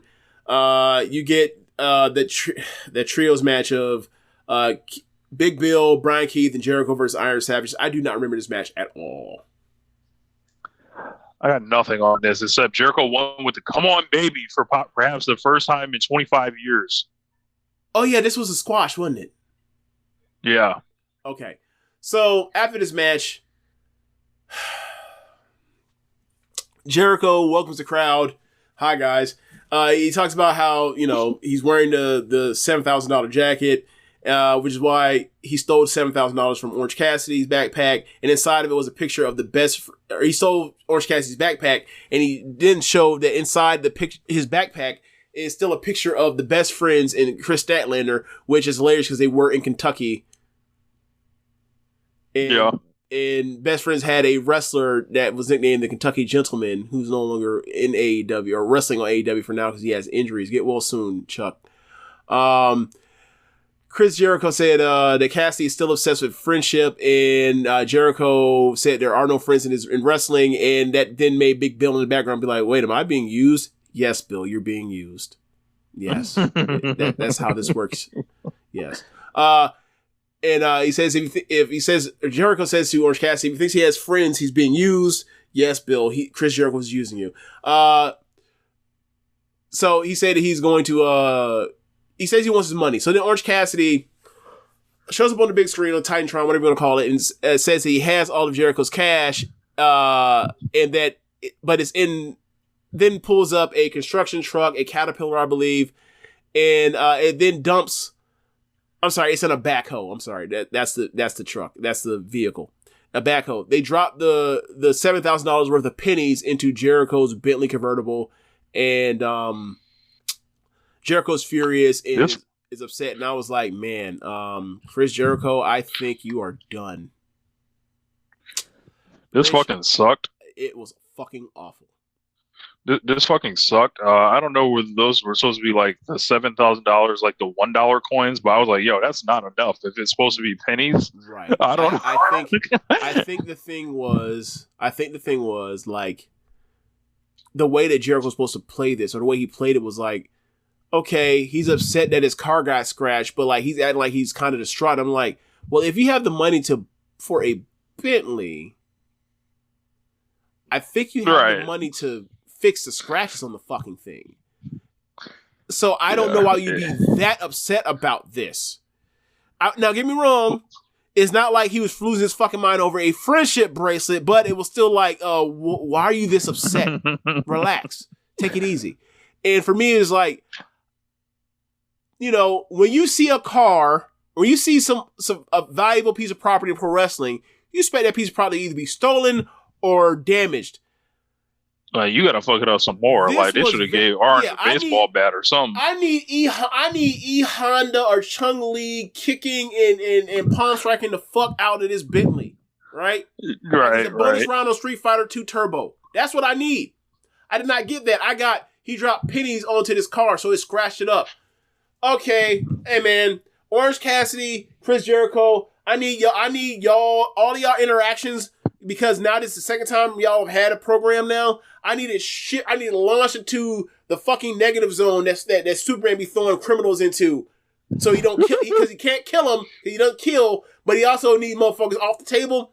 Throw them into the fucking negative zone. That's funny. We're done. We're done here.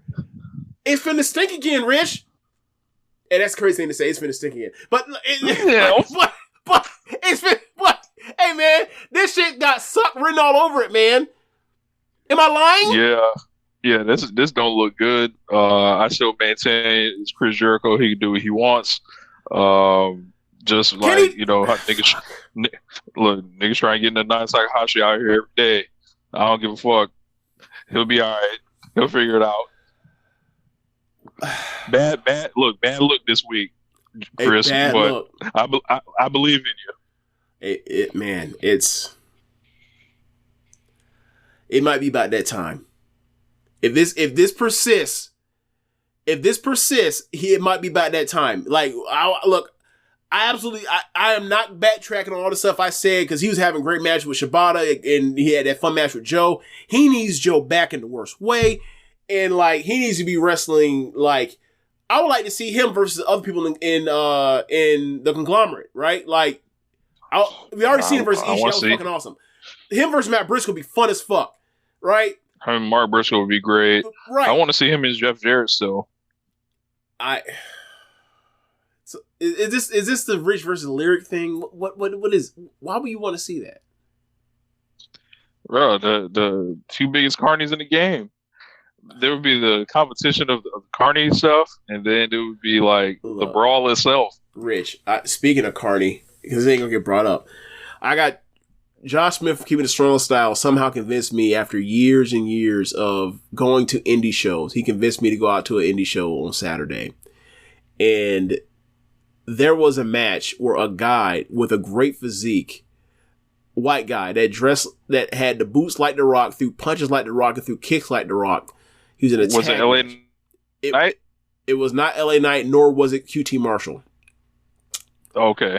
And he had a tag partner that was a jackass. Like, his gimmick is he's a jack. He's an unserious person. He ends up leading to him to the crack, White Rock. The crack getting rolled up for a pin. This fucking guy, the crack, he had that shoulder up about a foot off that mat for 1, 2, and the 3. Damn. You talking about carnies? We out here robbing visual pins on Tampa Bay indie shows that are being held in breweries. If not for the audacity, look. The audacity actually impresses me as much as like the just the going into business for yourself and not actually playing ball. And then at the end of it makes it even funnier. At the end of it, he gets basically right up, and then he runs off his goofy tag partner because he's the one that cost him anyway. So he got his heat back after not actually getting pinned. The Carney's going Carney. Yeah. A Carney on the Tampa Bay Indies, Rich. That incredible. I couldn't believe it. Anyway. Well, I thought Cuban Assassin retired, man. Shout out Cuban Assassin. Man. I remember when he cut a promo and I said something and it was so good that like all he could do was cuss me out in Spanish. Remember that? Yes. Bro, it would be so funny when I would see him though, like at like different shows. He would always like stop and say hi to me. It was weird. I was like that, but shout out. He didn't remember. He may have not remember you or whatever. It's been cool with you, but I wasn't around, so he didn't see me and be like, "Oh, that fucking asshole." That he's So luckily, me not being around may have saved that relationship. Sorry. Yeah. All right, so back to getting away from talking about Jericho possibly being cooked like linguine. Nigel comes out and he says the whole thing we just talked about, like, hey, I got a match, and Danielson, he's not defending the title, so let's see it. So, Danielson versus Nigel, Arthur Ashe. Be a fun match, makes no sense. Story makes no sense. All right. Hook is shown talking about how he respects Roger Strong, but his buddy attacked him and Strong choked him out. And things changed by disrespect, and now he wants to challenge Strong to a match anytime, any place. Are you looking forward to Hook versus Roger Strong, Rich? No. Yeah, same here. So, Young Bucks, they go to New York, they leave Hook. Hey, hopefully when they go to New York, Hook there. You hope that they leave Hook there? Yes. Go back on the road without him. Damn. It's fucked up. They drop him off like he a kid. like AEW just like change the locks. Like the AEW just drops him off like it's like, yeah, here squirt, you should take your ass to your daddy's house for the weekend.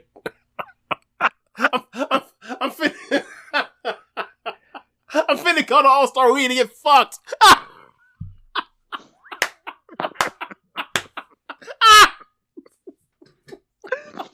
You gotta explain that. What you say? So you gotta explain that. I gotta explain.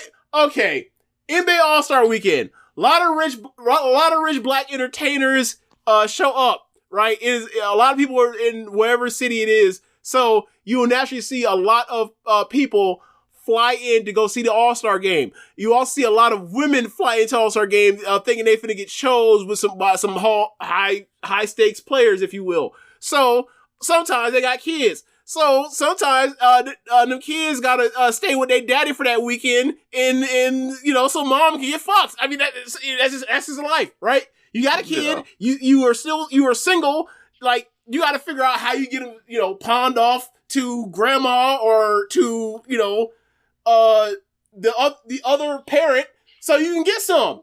That's how it is. Yeah. Maybe it sounds rude because I said they get no, they fucking too. Like, they getting what they want. Look, they going out there to snipe. They going out there to reel them in. Yeah. They going out there hunting. Look.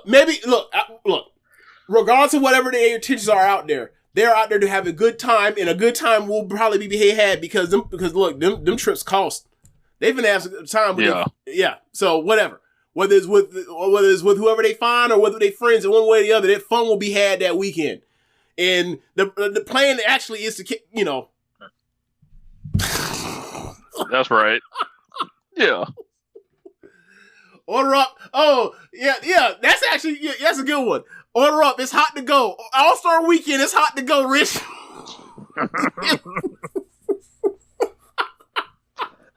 Do you need to talk about the chaperone now? I'm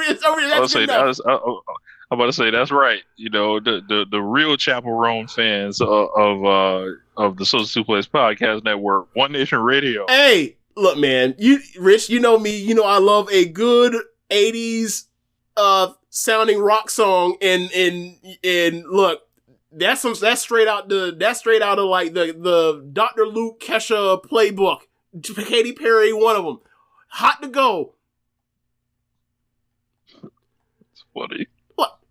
Bro, in the bridge she says, hurry up, it's getting cold. Hurry up, it's time for supper. Hurry up, it's hot to go. Like, what else are we talking about?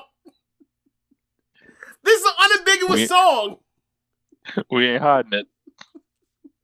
It is the Little Caesars hot and ready. The box is hot and ready to go out the door. Take it home, put your mouth on the box.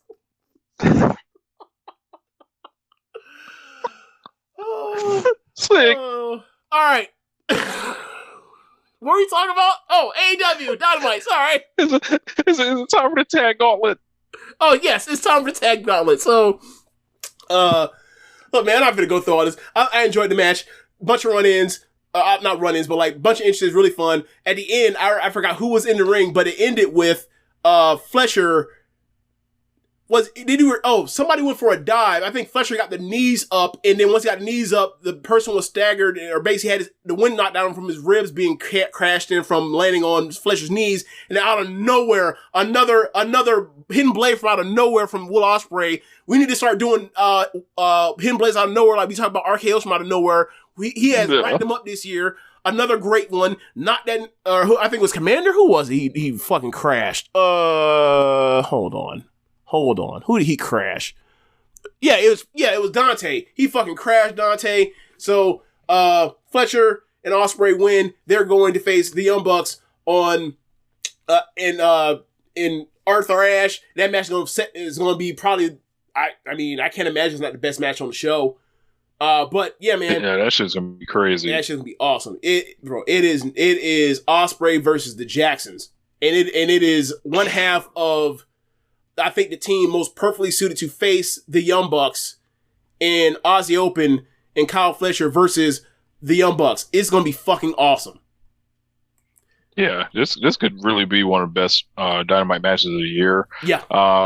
Outrunners got a huge reaction. A lot of people online talking about the Outrunners, and I think their stuff is like pretty funny, and like the whole thing with the '80s stuff and the their gimmick and stuff like that. But like, I want to see some great matches to go with it before we're just jumping out the window here. Yeah. And I'm not like, I don't think. You know what they have the potential to be? So. What? I think they have the potential with the way this gimmick is catching on. If they can put the matches with it or whatever else and get some paths behind them, they could be the next Acclaim in that way. Whereas, like, I don't, it came from out of nowhere, but the reactions are there, and they can get, the right program for them in the time, because it seems like the timing is right for them, or is about that time for them. You can actually get them over and have them be over at a level forever. So I need to move out the fucking way because Ospreay's here. I need to move out the way because Ospreay's here. I need this match. Sorry. I don't think you can just give in to the meme. Let it cook for a little bit. Let it try to become sustainable, because either they can be a nice meme for the moment, lose again and get them the fuck out of here, and then they don't have any type of longevity or staying power or anything, or you can just kind of you can kind of take them through teams like the Guns. You can take them through FTR for real. They wrestle each other on Collision, but you can obviously play the 80s thing up with them there and get them going. Right. And be like, hey man, and this I think would require FTR to actually do something kind of character based, which might be a good challenge for them. Character based, it doesn't involve their families. Right. Where it's all right, I'd never seen this guy before. Be we love the 80s, clearly. But these guys, what's their problem? Shit like that. We love the 80s, clearly. Do you not see my stash? Right. Shit like that. But that would require Dax Harwood being self-aware and self-deprecating. That doesn't have to do with his family. He's self-aware when it comes to his family. Yeah. But a lot of people were upset with this, and I think you just this is what wrestling is right now. People get over with memes, and I don't think they're thinking long term. I think they're thinking what is happening on this show this week, and I promise you, the answer is not the Outrunners getting super kicked in the face in a week. Right. I promise you that's not the answer. Right. Because, this division needs new acts. And, if you just bring them up there and beat them or belt them, then what? Right. So, yeah, for me, I'm with you. Get them. They're over, so push them. I like them. I think give them funny. A real push. Not it'll pop the crowd that night, and then, and then 6 months from now, we'll be like, what the fuck were we thinking? Right. We don't want this to be a one night stand. Romance this thing. Right.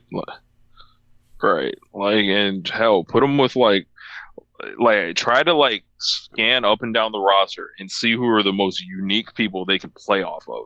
I think that's a solid strategy for that. Whether it's it looked like some time travel shit, be hey man, why the fuck are they around such and such, or of course they're around these people, have them next to Dustin Rhodes, and Dustin Rhodes be I've seen these guys before or something, and everybody's got to be in on it. That's the thing. Here's the thing, if they want to play on the 80s thing, hell, put them in there with your boys, Gates Agony. Have them fight two monsters. Yeah, another team. They should have been in this thing, and they weren't. In theory, yeah.